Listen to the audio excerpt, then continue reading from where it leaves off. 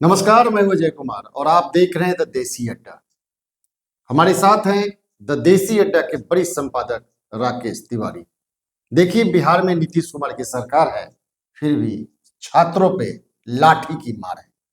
बिहार में जिस तरह से छात्रों पर लाठी बरसाए जा रहे हैं और बीपीएससी के छात्र प्रश्न पत्र लीक मामला को लेकर सत्याग्रह पे बैठे हैं और इस सत्याग्रह को विभिन्न प्रकार की जो पार्टियां हैं बिहार के अंदर सभी अपने पक्ष में करने के लिए एड़ी चोटी एक कर रखी है।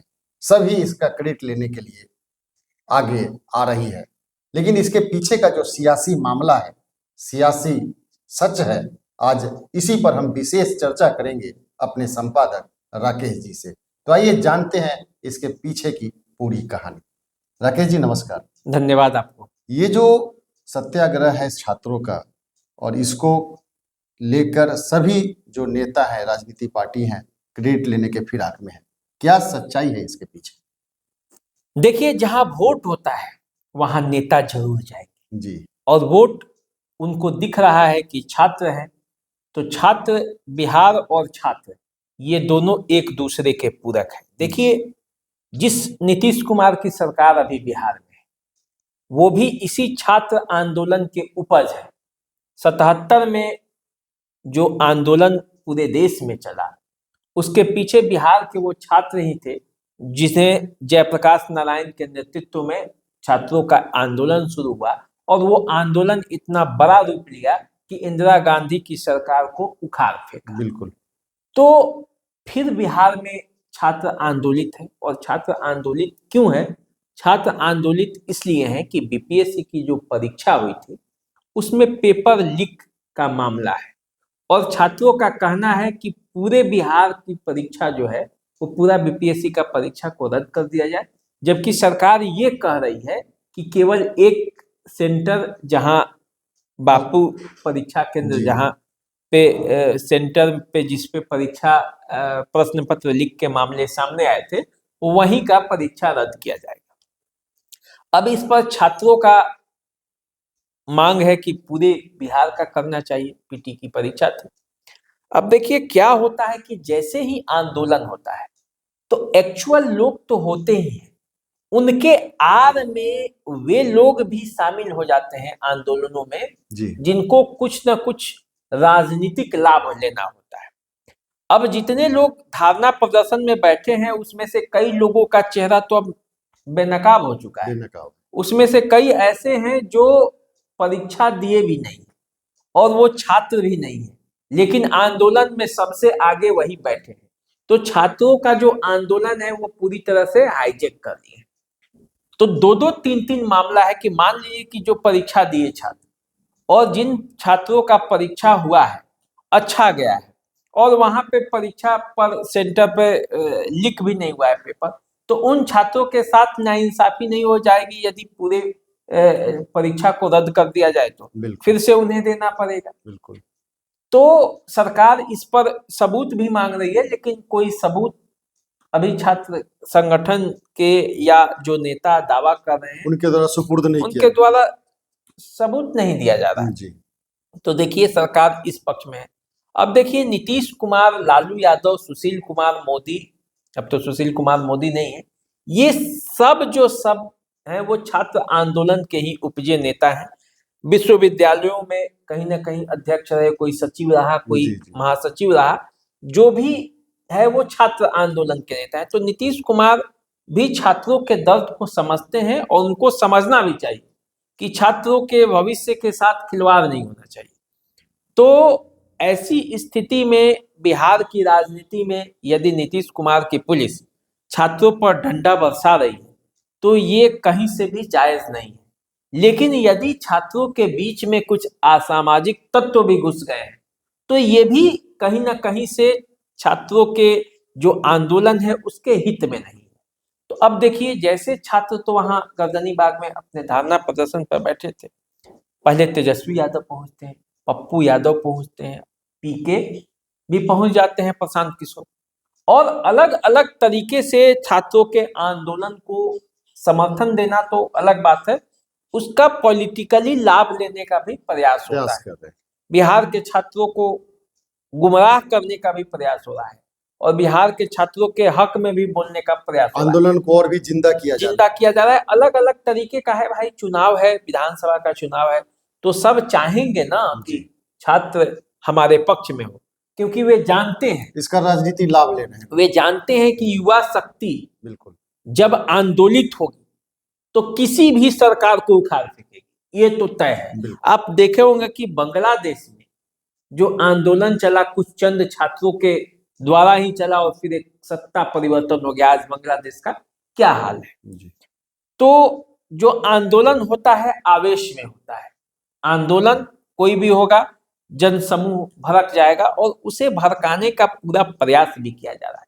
अब देखिए किस तरह से छात्रों के आंदोलन को लेकर पप्पू यादव और प्रशांत किशोर दोनों आमने सामने हैं, एक दूसरे पर आरोप लगा रहे हैं, न जाने क्या क्या कह रहे हैं।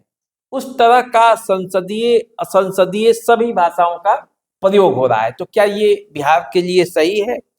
जिस तरह का भाषा पप्पू यादव भी इस्तेमाल कर रहे हैं और जिस तरह के भाषा प्रशांत किशोर भी कर रहे हैं पप्पू यादव के लिए, तो ये छात्रों की लड़ाई लड़ने गए हैं या अपनी लड़ाई लड़ रहे हैं दोनों? तो ये भी आप देखिए। बिल्कुल। तो राजनीति पूरी तरह से तो हावी पूरी है। तरह राजनीति लाभ लेने का प्रयास किया जा रहा है इस छात्र आंदोलन के आड़ में। निश्चित रूप से इसको कहने में मुझे कोई गुरेज नहीं है कि पूरी तरह से राजनीतिक लाभ लेने का प्रयास किया जा रहा है और इसी में कहीं छात्रों का जो असल मांग है जी। वो राजनीति का शिकार ना हो। बिल्कुल। और वो डिमांड पूरा होते हुए भी दिख नहीं रहा, क्योंकि विजय चौधरी के तरफ से प्रेस कॉन्फ्रेंस करके बता दिया गया कि अब वो होने नहीं जा रहा है। अब देखिए मुख्य सचिव और ये सब के पास भी प्रतिनिधिमंडल गया था, लेकिन मुझे जो लगता है कि कोई सकारात्मक, क्योंकि किसी के पास न कोई जवाब है और न जी। कोई उसका सबूत है कि सभी जगह सभी परीक्षा केंद्रों पर ये लीक हुआ है। बिल्कुल। और कई छात्रों से जो जेन्युइन छात्र हैं उनसे भी बात करने पर पता चलता है कि जिनका अच्छा गया है वो अपना कह रहे हैं कि नहीं होना चाहिए। तो जो लोग ज्यादा आंदोलित हैं और जो सड़कों पर समझिए कि लाठी खा रहे हैं, उसमें से कई लोग तो ऐसे हैं जो परीक्षा भी नहीं दिए हैं। ये सत्य बात है। आप उनका प्रोफाइल यदि फेसबुक प्रोफाइल देखिएगा, उनकी सही से जांच कर दीजिएगा तो पता चलेगा कि उसमें से कई छात्र तो एग्जाम भी नहीं दिए। तो यदि आप एग्जाम दिए नहीं, आपका कोई लेना देना है नहीं, अपना टीआरपी बढ़ा रहे हैं, तो अपना टीआरपी बढ़ा रहे हैं, अपने जिस विचार धारा से जुड़े हैं उसकी टीआरपी बढ़ाने के लिए आप वहां लगे हुए हैं। जी। और जैसे ही दूसरे विचारधारा वाले नेता या पार्टी के लोग वहां जाते हैं तो फिर हंगामा हो जाता है। प्रशांत किशोर के साथ भी यही हुआ, पप्पू यादव के साथ भी। अब प्रशांत किशोर जो बोले, कहने का मतलब है कि हर विचारधारा के लोग वहां बैठे हैं, हर विचारधारा के लोग बैठे हुए हैं। और अब समझिए कि छात्रों का जो ये आंदोलन है वो पूरी तरह से दूसरे लोगों ने हाईजेक भी कर लिया है। कई संगठनों कई समूहों ने हाईजेक कर लिया है। जो ओरिजिनल छात्र है वो तो अब घर में है, वो अगली परीक्षा की तैयारी कर रहे हैं। बिल्कुल बिल्कुल। तो पढ़ने वाले छात्र वहां पे है नहीं। राजनीति में जिनकी रुचि है वो अब वहां पे कमान संभाल लिए हैं।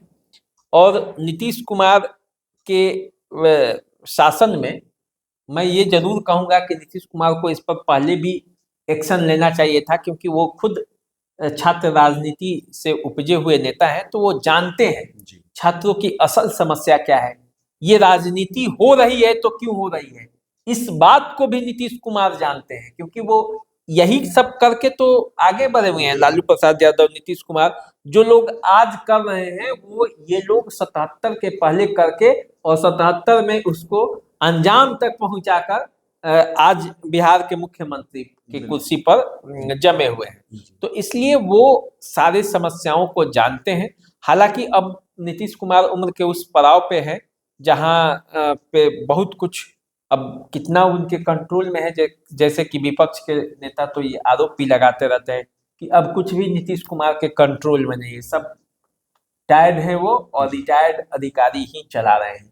तो क्या अधिकारी नीतीश कुमार को बरगला रहे हैं या नीतीश कुमार सब जानते हैं और जो सही काम है, जो सही डिसीजन है वो ले रहे हैं? अब क्या हो रहा है ये सब जनता के सामने है। और किस तरह से नेता अपनी नेतागिरी में लगे हुए हैं, ये भी जनता देख रही है। तो बिल्कुल। 2025 का जो चुनाव है उसमें सब कुछ क्लियर होगा, ऐसा नहीं है कि बस नहीं होगा।